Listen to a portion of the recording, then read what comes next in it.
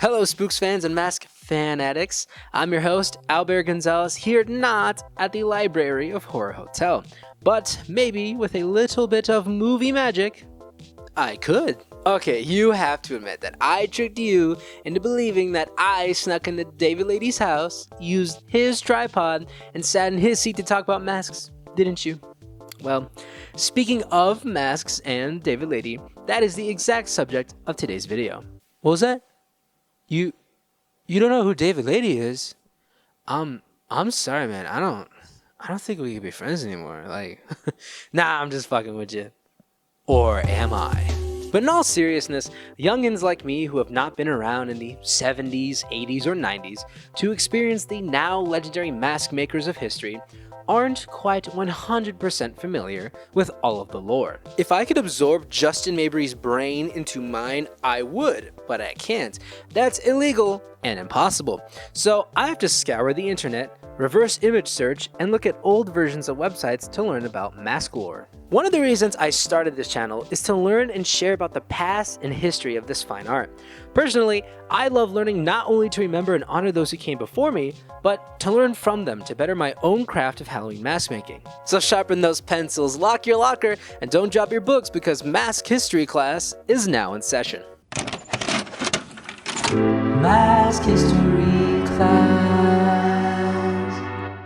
Born on Halloween, David Lady, also known as Dr. Lady, is a legendary mask maker, illustrator, and author who resides in Chatfield, Ohio. David has been married to Laura Lady since 1985. Laura herself is a professional mask hairer, and to this day is the person people send their masks to when they want outstanding hair work. David himself has been making masks for eons and founded the Halloween Society alongside Ron Magid, Dante Renta, and Guy Thorpe, if I'm pronouncing those correctly. The Halloween Society created masks and busts through their magazine, The Halloween Gazette, which featured various mask companies, covered limited editions being produced, and much more. So for those out there who watch the Crimson Ghost Mask Rooms channel here on YouTube, and hear Rudy throwing out The Halloween Society like it's a family friend, well, you now know what that is.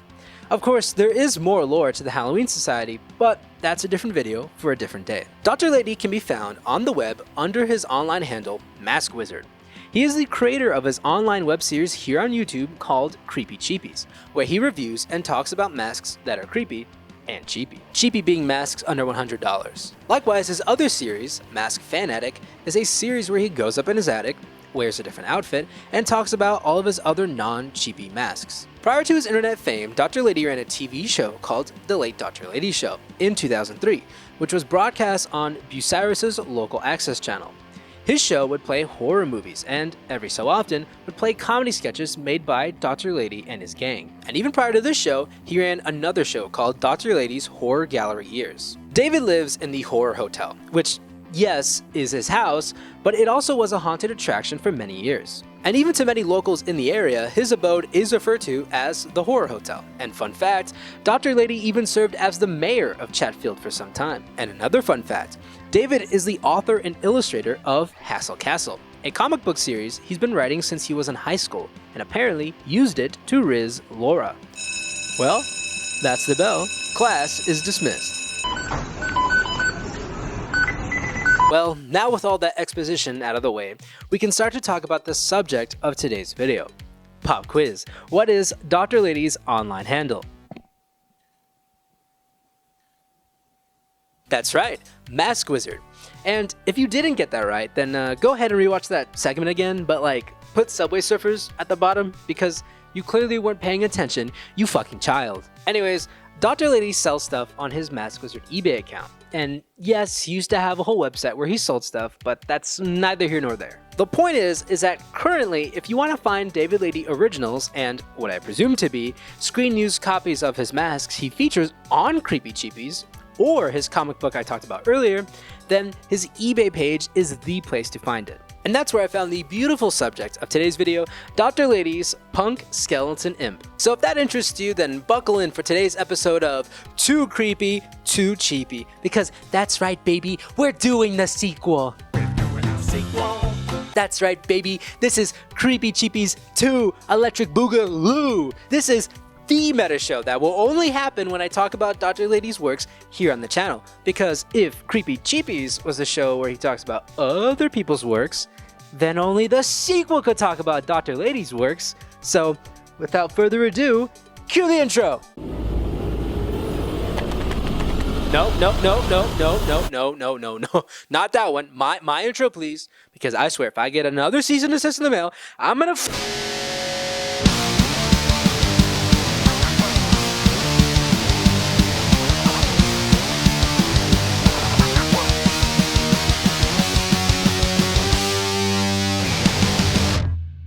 Continuing. You like this, editor me?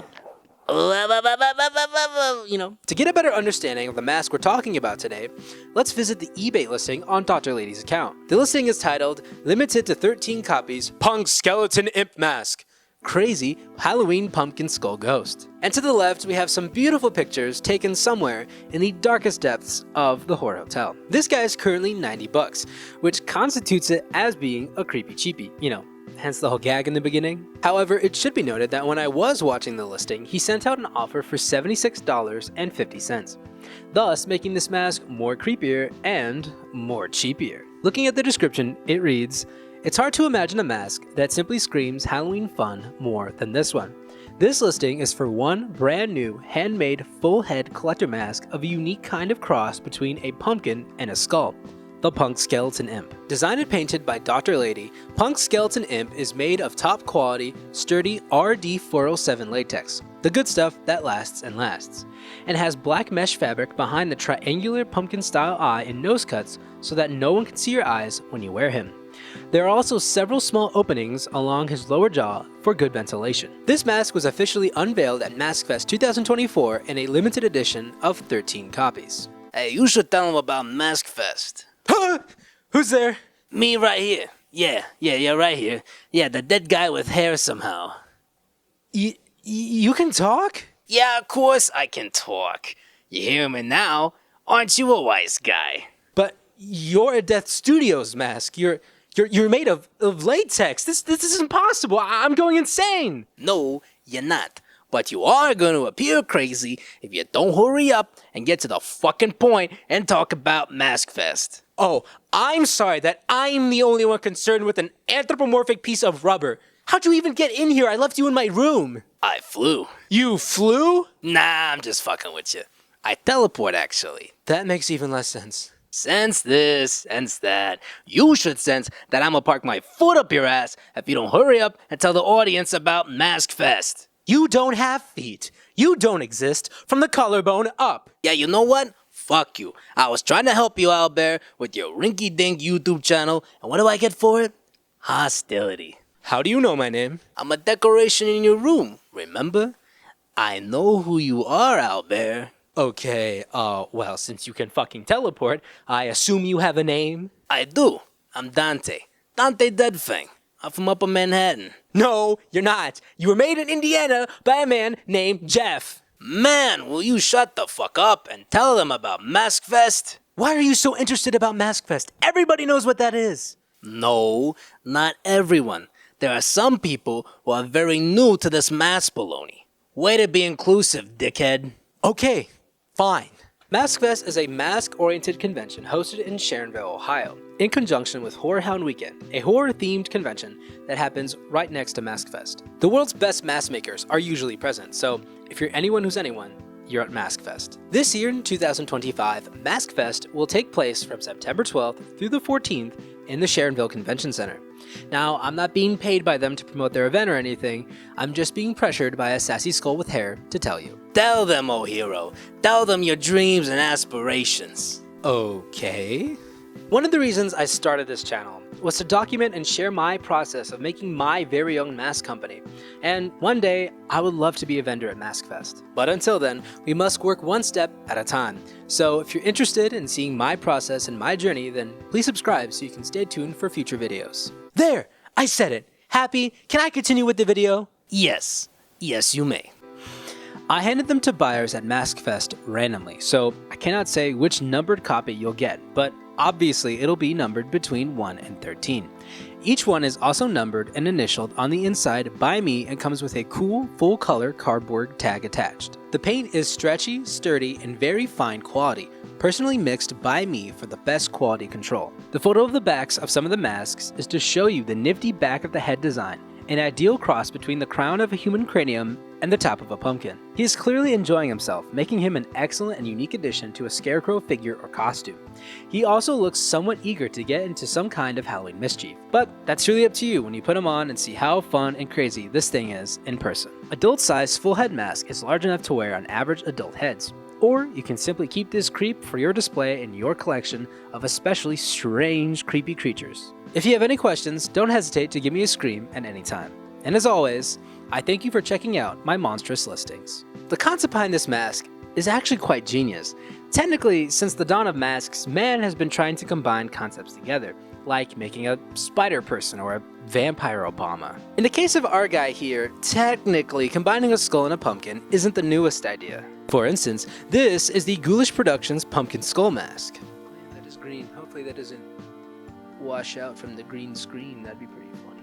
Well, that's already a point for Dr. Lady for coming up with a better name other than just pumpkin skull. Ghoulish sought to answer the combination question, what happens when you combine a pumpkin and a skull together, by just putting a skull in a pumpkin. Now, don't get me wrong, this guy is cool, and they did a great job with what they set out to do.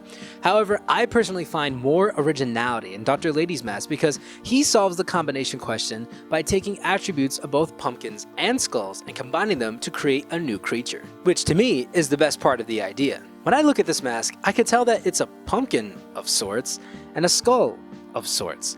Although it's unique and different from both of those things, I can't just easily take one look at it and know what it is. I have to look into the details and the features to get the full picture of what I'm looking at.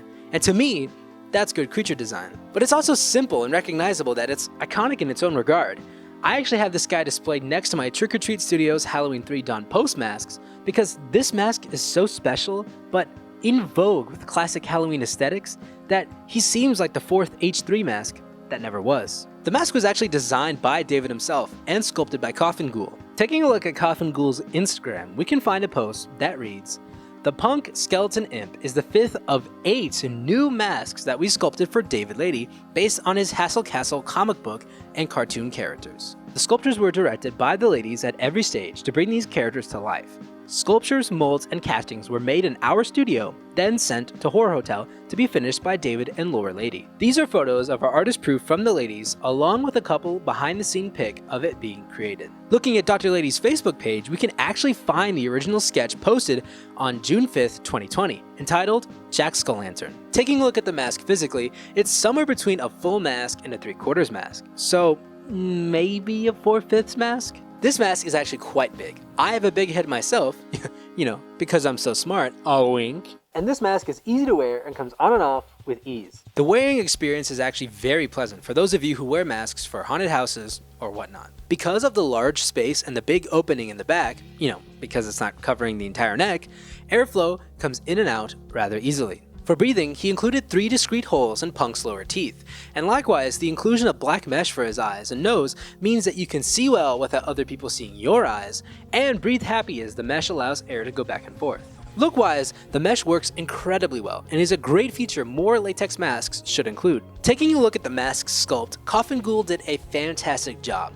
All over the mask, there are small bumps and uneven bumpy patches that add a lot of realism and really sell the pumpkin texture. With these larger cracks that stem, pun intended, from the back of his head and the little detailed cracks scattered throughout, the skull elements fuse marvelously with the aforementioned pumpkin features to create what I can best describe as a deformed skull in early development, akin to a fetus. It's kind of like Sam from Trick or Treat, but like more skull, less pumpkin. In particular, I'm in love with the sprouting idea in the back. It pays homage to a pumpkin stem while introducing large cracks that make it more like a skull. Likewise, his expression encapsulates the happy mischief that the original drawing had.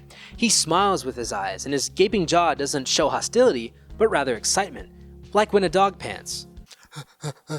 I'm a dog. I'm a dog. Dog! This, to me, gives the vibe that this mask pays homage to the Dawn Post pumpkin mask in the sense that it too encapsulates a friendly, childish nature. The casting of my copy is incredibly thick and holds its shape perfectly when left out with no plastic bags or anything inside of it. The mask is 2.68mm in the back of his head and 2.52mm at the bottom of his chin. To the credit of the RD407 latex that was used on Punk, it is incredibly sturdy while still having flex. Although there is not as much flex as one usually would associate with latex or rubber masks, it probably means that this mask is going to last longer in the future than some of his contemporaries. You are technically foregoing flexibility for longevity, but with his ample headroom, as I discussed earlier, this should be no concern. Taking a look inside the mask, I have number 10 out of 13, and 10 is a great number because the Arabic numeral system is a base 10 system, and 10 is divisible by 1, 2, 5, and 10. The more you know. To be completely transparent, when I first looked into the mask, I asked myself, what the fuck does CL stand for? But with more thought, the L is surrounded by a D, which is David Lady's signature, DL, and the C is a copyright symbol.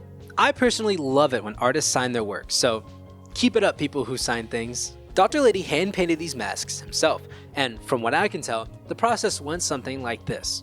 David first painted the mask with a base coat of that dark orangish red color seen in the mouth and around the eyes, then went around and lightly stipple sponged the golden yellow everywhere. This way you create a unique texture and patterns as the paint isn't introduced in solid clumps as what happens when you use a traditional brush. Also, the stipple sponge creates these really cool gradients that, yes, can be done with a brush, but are much faster and simpler to achieve with a sponge. Finally, he went around and lightly airbrushed orange in all the areas where he wanted shading. Doing this not only makes the golden yellow pop more, but also creates the illusion of depth as it accentuates already existing bumps, cracks, and caverns. At the time, whenever I made the script for this video, there were 2 Punk Skeleton Imp masks left on his eBay store. So if this video hopefully conveys my love for this mask and subsequently persuades you to want one, then definitely go over to Mask Wizard on eBay and pick one up for yourself before they are gone. I'm pretty sure these won't make a comeback at MaskFest 2025. You know, given the whole limited to 13 pieces bit. So if you want one, strike while the iron's hot. However, if you're watching and they are sold out, don't fret. There are a bunch of really cool masks made by Dr. Lady for MaskFest, like Octopumpkin, Psychro Mask, and Jackie Lantern, among many more. He also has comics and other various things for sale. And if you want to save your monies for the time being, I'm sure he's cooking up something good for MaskFest 2025 as well. I'm not being paid or anything to shout him out or whatever. I'm just showing you his work and the means that you too can support his work. And his work is very inspiring to me. From the moment I opened the package, I could sense and feel the love that he has towards masks. From the custom return address sticker to the little baggie of hand sanitizer and spiders, it's the extra mile that sets him apart from everyone else. I mean, on every YouTube video, eBay listing, Instagram post, and Facebook post, you'll find the most detailed and funny descriptions. I don't know how to explain it, but when you look at the things he does, you can tell he's having fun. And it's that sincerity, in my opinion, is what the world is missing a lot of nowadays. And it's that type of sincerity I want to bring in everything that I do.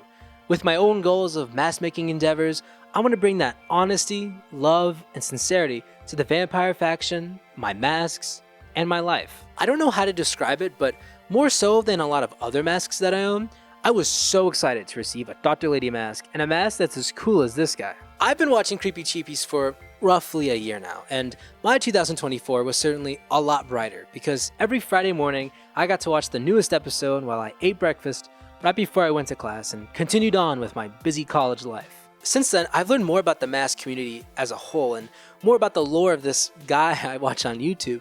And with every new piece of information I discovered and every little funny description of something of his I read, I discovered that sincerity and passion. So when I opened the box and laid my eyes on this guy for the first time, it all made a lot more sense. And you in the audience at home might be saying, "Why are you glazing this guy so much? You don't even know him."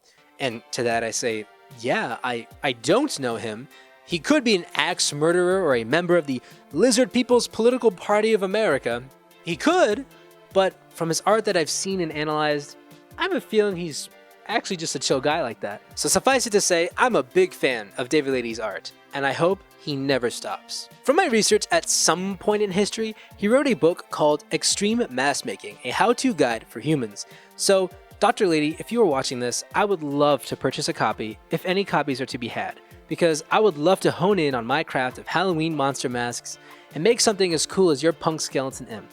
And hey, to one day even be at MaskFest. that's all I have for you today. So if you enjoyed this video, then please leave a like and comment below with your thoughts and any information about Dr. Lady, the Halloween Society, or what you even ate for breakfast. I'd love to know. Sorry for the minimal uploads this winter break. I thought I'd be like a productive beast and just pump out a bunch of videos, but I ended up just taking a break and chilling in Mikasa and making snowmen with my girlfriend because it snowed in Texas. How about that? So until next time, I love you all. Take care of yourselves. Adios.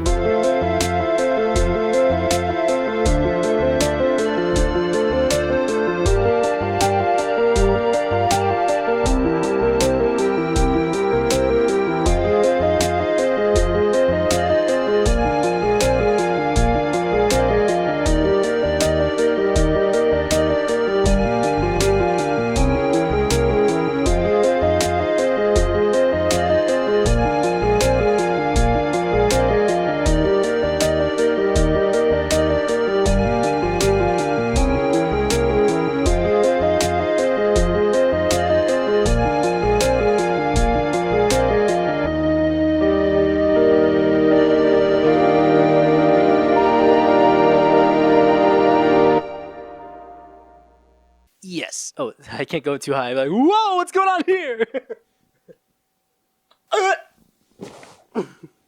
Fuck, one got in my mouth.